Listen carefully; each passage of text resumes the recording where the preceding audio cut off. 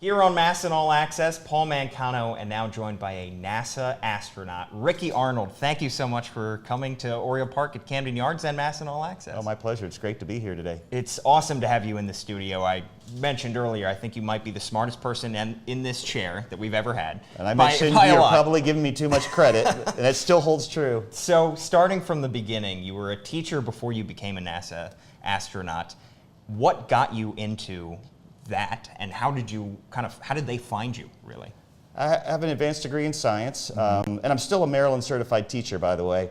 But I had an advanced degree in science and an interest in the space program, and I applied. It's a civil servant job. About half of our folks come through the military. The other half go on USA jobs, just like any other person in the civil service. You fill out the application, and then NASA sorts through the applications and says, okay, we want to bring these people into interview.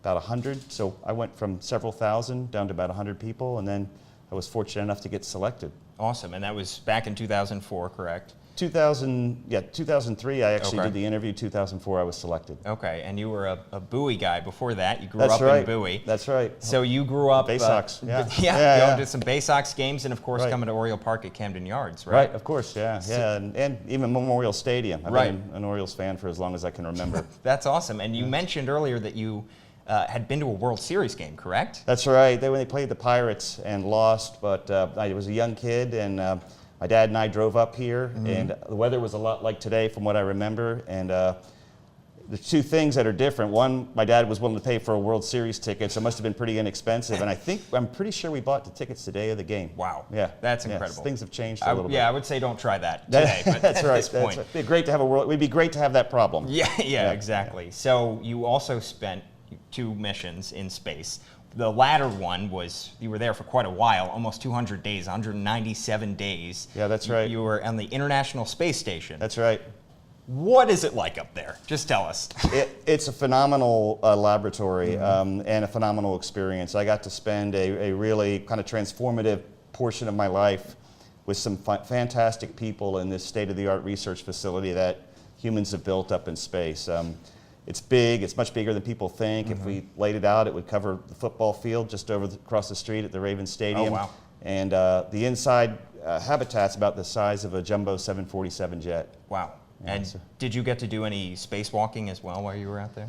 I did. Yeah, I did 2 on the shuttle mission as we were helping finish the construction of the International Space Station, and I got to do 3 more on this most recent mission. So I've been very fortunate. I've been able to walk out and you're walking with your hands, but I've been able to do 5 spacewalks during my career for about 32 hours out in space. That's amazing. Where does that rank in terms of your greatest moments, your most favorite moments of your life? Someone asked me this question yesterday, one of the strangest moments. I can't remember exactly how it was phrased, but I do remember during my first spacewalk having a few seconds to kind of just stop and breathe. And you're floating along with the International Space Station. We're tethered.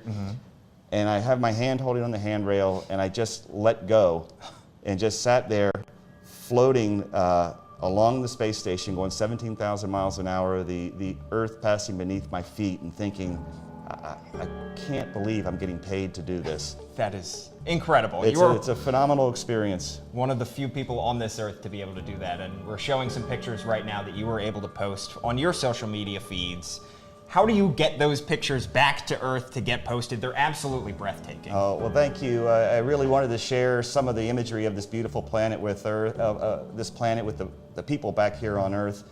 We send down however many pictures a day. They get downlinked by a satellite link. I would actually sort through at the end of the day, thinking if I had a really nice picture, I would sort through it and send it down with an email and a caption saying, hey, would you go ahead and post this? Right. Some didn't have to be timely, most of them didn't, but if it was a picture of a major hurricane or something timely, like Kilauea when it erupted, I got some imagery of that. I would send it down and say, hey, can you get this up online for me today?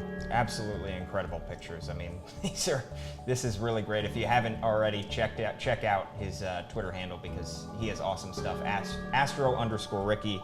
I want to get this right. You conducted hundreds of experiments, including an investigation to study ultra-cold quantum gases on one of your times. Yes. How do you explain this in layman's terms to the average person? I had to have the science scientists in charge of that project explain it to me and then ask me what they wanted me to do.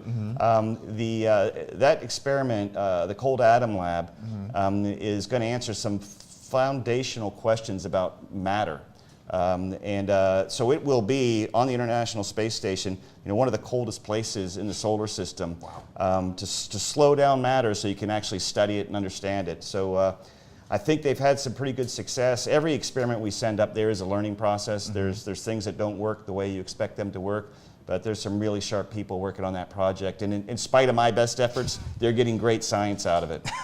I'm sure you were underselling yourself by quite a lot. That one was a challenging one, but I was really happy. My crewmate, Serena Anand Chancellor, her husband Jeff, is a physicist and very interested in radiation, and he was super excited about the data we were getting. So he was actually sending emails to us saying, this stuff is just phenomenal.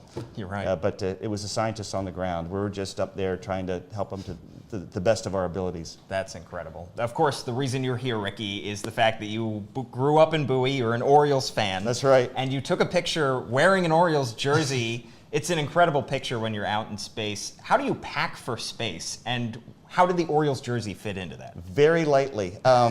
We don't get to take a lot of personal items, but I felt like taking something for the Baltimore Orioles. They mean so much to the community, the state, and the region. Yeah. And it's just a celebration of home. So to be able to take that and bring it and give it back to the team so they can display it somewhere and let them know that there's even people thinking about them in low Earth orbit. Even when it's a tough season, there are people thinking about them in low Earth orbit. There are Orioles fans all over the world and even outside of the world as well. Were you able to follow them when you were in space at all? Probably tough to get the information. We do get uplinks. I was able to get games uplinked, but you only have so much time during the day, and so I found, particularly last season, with competing interest, I know I watched the opening day game. I watched several others during the season. Sometimes when there was actually the capability to switch on live television on the weekend, I would watch a little bit of it live. That's cool. So I followed as best I could, and just with the newspaper as well. Right, I'm sure you were up there following all the box scores and yeah, probably not to that. There's just so little time in the day, but it was more of the summary. But right.